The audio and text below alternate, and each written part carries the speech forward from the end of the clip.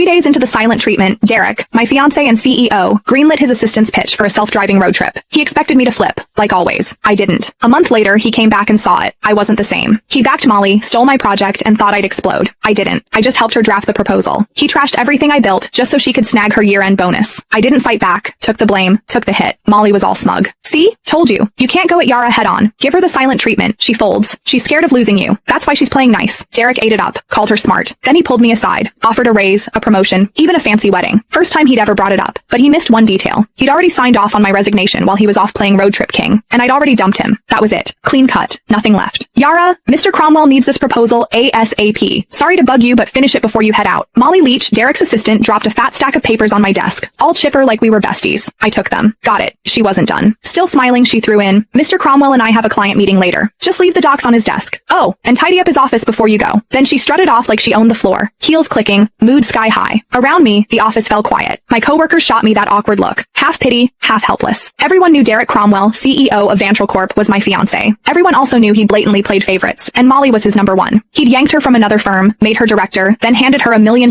project I'd busted 2 months bringing in and prepping. When I pushed back, he called a team vote, thinking everyone would back him. Wrong. The whole team voted for me, except him. Molly got 1 vote. His. He lost it. Accused me of stirring up cliques. Didn't just take the project away, he demoted me in front of everyone and slashed the salaries of the people who'd backed me. Nobody dared speak up. Later he apologized. Said didn't want it to look like favoritism. Claimed Molly might feel left out. I used to believe that crap. Now, it's a joke. Molly couldn't even keep up with our interns. Didn't want it to look like favoritism? Please. He was straight up playing favorites. Everyone saw it but him. I heard footsteps upstairs and looked up. Derek. He showed up at the stairwell, glanced my way, then walked out without saying a word. Changed into some casual suit. Even from here, I caught that cedar cologne. He never used to wear cologne. That one? Molly's gift. Yeah, he knew exactly what he was doing. He'd been pulling this kind of stuff for years. It started after I found their goodnight texts. Couldn't stay quiet. I confronted him. Derek said I was being petty. Then, like it proved some point, he used it as an excuse to make it official and moved Molly to work directly under him. The more upset I got, the harder he leaned in, dragging her to every social event, serving her food, even wiping her mouth at company dinners. When we fought, he'd ice me out. When I apologized, he'd round up his buddies to lecture me like I was some jealous mess. For a while, I actually blamed myself. Thought maybe I wasn't generous enough. Thought maybe that's why we ended up here. But on day 3 of one of his silent treatments, when I was too sick to even sit up and he still packed his bags for a trip with Molly, I gave up. That's when it hit me. He wasn't trying to be noble. He just used my pettiness as a shield so he could keep doing what he wanted without feeling guilty. Even if I hadn't caught those late night chats, he would have just found another excuse to be with her. After their latest business trip, they were still grabbing dinner, drinks, playing tennis, same routine. But something between them had changed. I could feel it. Not that it mattered.